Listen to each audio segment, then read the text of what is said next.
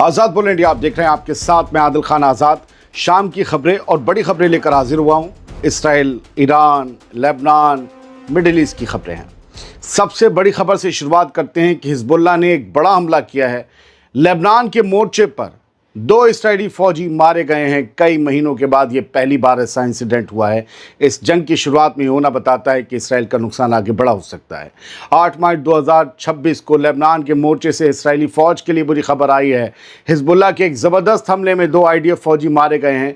Israeli फ़ौज ने तस्दीक की है कि मारे गए फौजियों में 38 साल का सार्जेंट फर्स्ट क्लास माहिर खत्तार शामिल है, जो हैवी मशीनरी ऑपरेटर था। दूसरे फौजी का नाम का ऐलान अभी नहीं किया गया है, लेकिन इस हमले ने साबित कर दिया है कि लेबनान की सरहद पर जंग अब इंतहाई ख़तरनाक मोड़ ले चुकी है। Israeli media the times of Israel और द जेरूसलम पोस्ट के मुताबिक इन फौजियों को घेर कर मारा गया है। जी, पूरा जाल बिछाकर हिजबुल्लाह ने मारा है इन्हें। लेबनान के मोर्चे पर इसराइली फौजियों का मारा जाना यह दिखाता है कि हिजबुल्लाह की ज़मीनी पकड़ अब भी बेहद मजबूत है और वो आमने सामने की लड़ाई में इसराइल को भारी नुकसान पहुंचा रहा है। माहिर खत्तार जैसे माहिर फौजी का मारा जाना बेंजामिन नेतन्याहू के उन दावों की हवा निकालता है जिसमें कहा जा रहा था कि हिजबुल्लाह की कमर टूट चुकी है। ईरान के खिलाफ अमेरिका के सदर डोनाल्ड ट्रंप के ज़रिए शुरू की गई इस जंग में अब इसराइली फ़ौजियों के मारे जाने का जो सिलसिला शुरू हुआ है, वो आने वाले दिनों में इसराइली प्राइम मिनिस्टर नेतन्याहू की हुकूमत के लिए अंदरूनी तौर पर बड़ी मुसीबत खड़ी कर सकता है। और कमाल की बात यह है कि ईरान ने इतनी मिसाइलें दागी और अब तक इसराइल ने माना नहीं कि उसका कोई फ़ौजी या कोई ओहदेदार मारा गया हो। लेकिन लेबनान इस जंग में बाद में कूदा और उसके हाथों इसराइली फ़ौजियों के मरने की खबरें पहले आ गई। उधर 6 अमरीकी फ़ौजियों के मारे जाने की खबर है, जिनकी बॉडी अमेरिका पहुंच चुकी है। बढ़ते आगे बड़ी अहम खबर है। लेबनान से 1-2 खबर बड़ी अहम है। लेबनान से ईरानी भी निकले हैं। जी, पहली तो आप ये खबर समझ लीजिए कि लेबनान के अखबार अल मायदीन के मुताबिक हिजबुल्लाह के लड़ाके अपनी पोजीशन बदलते हुए इसराइली ठिकानों और बेस पर ज़बरदस्त हमले कर रहे हैं। इतवार को जारी एक बयान में बताया गया कि इस्लामिक रेजिस्टेंस यानी हिजबुल्लाह ने इसराइली फ़ौज के फ़ौजियों, उनके मिलिट्री एसेट्स और यहूदियों की बस्तियों को, सेटलमेंट्स को निशाना बनाकर कई बड़े ऑपरेशंस को अंजाम दिया। हिजबुल्लाह ने साफ किया है कि ये कार्रवाइयाँ बेरूत के जुनूबी इलाकों समेत लेबनान के दर्जनों गांव और शहरों पर हुई बमबारी का मुंहतोड़ जवाब है। बहुत हैवी बमबारी लेबनान में हुई, बड़ा तबाही का मंजर वहाँ देखने को मिल रहा है। इसके अलावा हिजबुल्लाह ने नॉर्थ इसराइल के यहूदी बस्तियों ख़ास तौर पर किरियत शिमोना और नहारिया को खाली करने की जो वार्निंग दी थी, ये हमले उसी का हिस्सा है। खुद कह दिया हिजबुल्लाह ने कि बस्तियां खाली करो, यहाँ कोई नहीं चाहिए वरना फिर हमले झेलो। हिजबुल्लाह ने दोहराया कि वो अपने मुल्क की हिफाजत के लिए लगातार इसराइली कब्ज़े वाले इलाकों में मौजूद मिलिट्री बेस पर रॉकेटों की बारिश जारी रखेगा। दोस्तों, इन हमलों ने न सिर्फ इसराइली डिफेंस को बिजी रखा है, बल्कि बॉर्डर के पास वाले शहरों में भारी हंगामा, भारी हड़कंप मच गया है। ईरान की खबरें आने वाली हैं आपके लिए ख़ास। उससे पहले 2 छोटी खबरें देख लीजिए, फिर ईरान की खबरों पर आते हैं। पहली खबर तो ये है कि लेबनान के अल मायदीन अखबार ने लिखा है कि IDF जो है इसराइली, वो IOF लिखते हैं, इसराइली ऑक्यूपाइंग फोर्स, और IOF ने जो है वो सेवरल मैसेकर्स कमिट किए हैं साउथ लेबनान में। यानी उन्होंने एक नहीं अनगिनत कत्लेआम, कत्ल गारत के वाक़े अंजाम दिए हैं लेबनान के साउथ के हिस्से में, और एंटायर फैमिली वाइप्ड आउट, मतलब पूरे के पूरे परिवार, पूरी की पूरी फैमिलीज़ जो हैं वो उनका सफाया कर दिया है इसराइली फ़ोर्स ने। ये इनका दावा है और कहा है कि सिर्फ एक स्ट्राइक में एक फैमिली के 20 मेंबर मारे गए हैं सील अल गरबिया साउथ लेबनान में। तो वहाँ पर तबाही जारी है। लेबनान में ऐसा नहीं कि हिजबुल्लाह मार रहा है, बल्कि लेबनान के आम लोग भी मारे जा रहे हैं। एक खबर ये है कि रूस ने लेबनान में ईरानियों की मदद की है। जी, Iranians including diplomats evacuated from Beirut on Russian plane। Officials के हवाले से खबर दी गई है कि बेरूत से ईरान के लोगों को, जिसमें ईरान के डिप्लोमेट्स भी शामिल हैं, उनको निकालने के लिए रशिया के एक जहाज़ का इस्तेमाल किया गया है। और रशिया के जहाज़ का इसलिए इस्तेमाल हुआ है ताकि ये जानते हुए भी कि इसमें ईरानी डिप्लोमेट्स और IRGC के लोग हो सकते हैं, इसराइल उस जहाज़ पर हमले की हिमाकत ना कर बैठे। तो ये पुतिन ने थोड़ा सा रिस्क लेकर शायद वहाँ से अपने दोस्त ईरान के लोगों को निकालने का एक बड़ी चाल चली है, या एक बड़ा रिस्क लिया है। ये कहा गया है कि 100 से ज़्यादा ईरानियों को, जिसमें डिप्लोमेट्स भी हैं وہ بیروت سے نکالے گئے ہیں، راتوں رات نکالے گئے ہیں، پچھلی رات ایک رشین جہاز میں۔ تو یہ ایک لیبنیز آفیشل نے اے ایف پی کو باقاعدہ بتایا ہے، اس کی تصدیق کی ہے، اور یہ اس لیے ایویکویشن ہوا ہے کیونکہ ایرانی ریولوشنری گارڈز کی تمام ایکٹیویٹیز کو لبنان کے اندر بین کر دیا گیا ہے لبنان کی حکومت کی طرف سے۔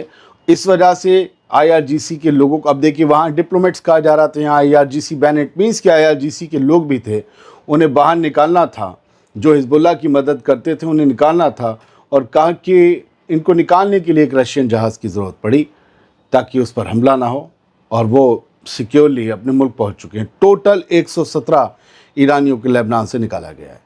ایران سے پہلی بڑی خبر یہ ہے کہ اگلا سپریم لیڈر کون ہوگا ایران کا، اس کو لے کر پورا اتفاق ہو چکا ہے۔ جو لوگ بیٹھے تھے، جو عہدیدار بیٹھے تھے، جنہیں یہ فیصلہ کرنا ہوتا ہے، یہ سلیکشن کرنا ہوتا ہے، الیکشن کرنا ہوتا ہے کہ کیسے کون آیت اللہ بنے گا یا سپریم لیڈر بنے گا، تو اس پروسیس کو پورا کر لیا گیا ہے، اور جلد ہی اناؤنسمنٹ ہونے والا ہے اس نام کا کہ ایران کے اگلے سپریم لیڈر کون ہوں گے۔ اسمبلی آف ایکسپرٹس ہوتی ہے وہاں پر ایران میں، ان کے ممبرز جو ہیں انہوں نے نئے لیڈر کا چناؤ کر لیا ہے۔ سید علی خامنی کی شہادت کے بعد ایران کو ایک نئے سپریم لیڈر کی فوری طور پر ضرورت ہے، لیکن اسرائیل سے نئے سپریم لیڈر کو لے کر دھمکیاں آ گئی ہیں۔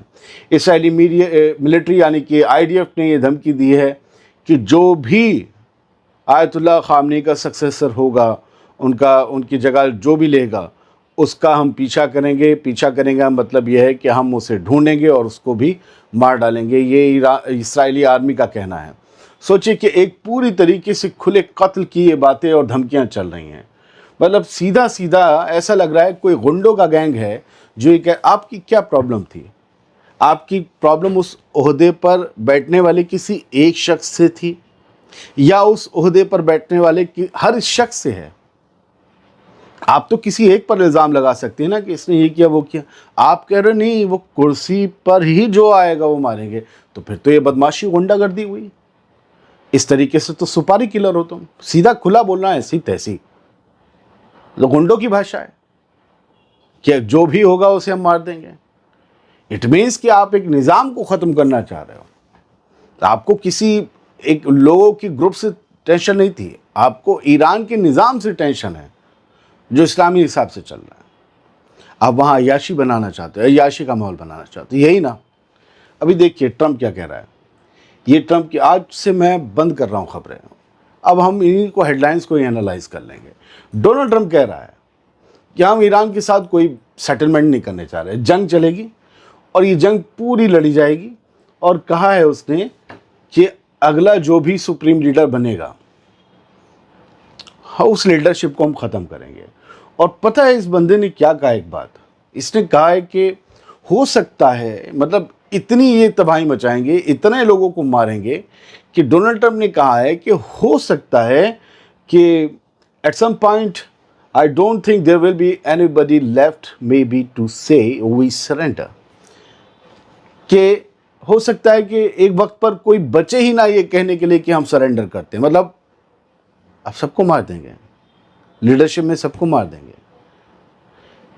یہ تو سب سے اولڈ ڈیموکریسی کی بات ہی نہیں ہو سکتی، یہ سب سے اولڈ ڈیموکریسی کا لیڈر نہیں کہہ سکتا، یہ سب سے وائلنٹ ڈیموکریسی کا لیڈر کہہ سکتا ہے۔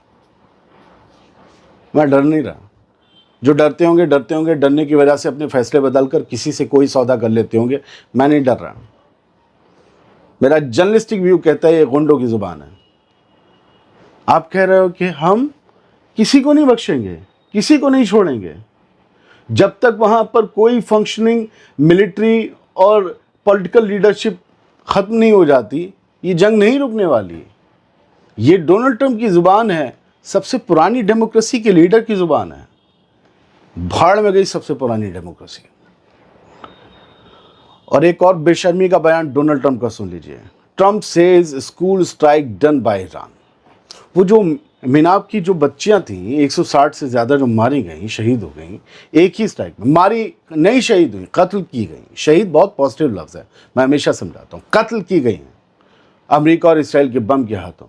اس میں ڈونلڈ ٹرمپ کا کیا کہنا ہے کہ ایلیمنٹری اسکول کی وہ بچیاں ایران کی میزائل سے ماری گئی ہیں۔ اچھا، ایران کی میزائل سے کبھی اسرائیل میں یا امریکہ کے اڈے پر 150 سے زیادہ لوگ نہیں مارے جاتے؟ ارے کہیں جہاں 2-4 لوگ زخمی ہوتے ہوں گے وہاں 150-200 لوگ تو ہوتے ہوں گے نا۔ بنکر کے اندر میزائل پھٹی ایران کی تو 9 لوگ مرے، تب 150 لوگ نہیں مرے۔ اور یہاں 160 ایران کی میزائل سے، یہ کہتے ہیں ایران کی میزائل جو ہے نا ایکوریٹ نہیں ہے، میل فنکشننگ ہے، وہ کہیں مارو کہیں جا کر گرتی ہیں، تو یہ 150 بچے ہیں ان سے، کہیں مارو کہیں جا کر گرتی ہیں، تو پھر کہاں اسرائیل خطرہ تھا؟ ہو سکتا ہے وہ اسرائیل کو مارتے اور فارس کی کھاڑی میں گر جاتی۔ تم نے پھر کیوں حملہ کر دیا میزائلوں کا نام لے کے؟ ایک حد درجے کی بغیرتی چل رہی ہے کہ یہ کہہ دینا کہ ہاں ہم سے غلطی ہو گئی، ہم نے مان لیا اپنی غلطی کو، ہم سے ہمارے یہ بم غلط جگہ گر گیا۔ نہیں، ایران کی میزائل ہے جو اسکول پر گری ہے، وہی والی بغیرتی کی باتیں، جیسے غزہ میں بچوں کے اسکولوں پر، ہسپتالوں پر یا شیلٹرز پر بم گرانے کے بعد اسرائیل کہہ دیتا تھا کہ حماس کی میزائل ہے، بعد میں کئی ثبوت آئے اسرائیل کی تھی۔ مطلب ان لوگوں کی میزائل سے ان کے لوگوں پر اثر بہت ہوتا ہے، دشمن پر ان کے نہیں ہوتا ہے۔ بات ہے Iran presses on with Gulf attacks, Iran نے پھر وہی بات کہی ہے کہ ہم گلف میں اٹیکس جاری رکھیں گے، اور اس ہیڈ لائن کو ایران کی پریس ٹی وی کی ہیڈ لائن بھی جو ہے وہ ڈیفائن کرتی ہے، اور مسعود پزشکیان جو ان کے پریزیڈنٹ ہیں انہوں نے کہا ہے کہ Iran has to respond to enemy attacks originating from any country, کہ ایران کے پاس اس بات کا اختیار ہے سیلف ڈیفنس میں کہ جس بھی زمین سے ایران کی زمین پر حملہ ہو، ایران واپس اس زمین پر حملہ کرے۔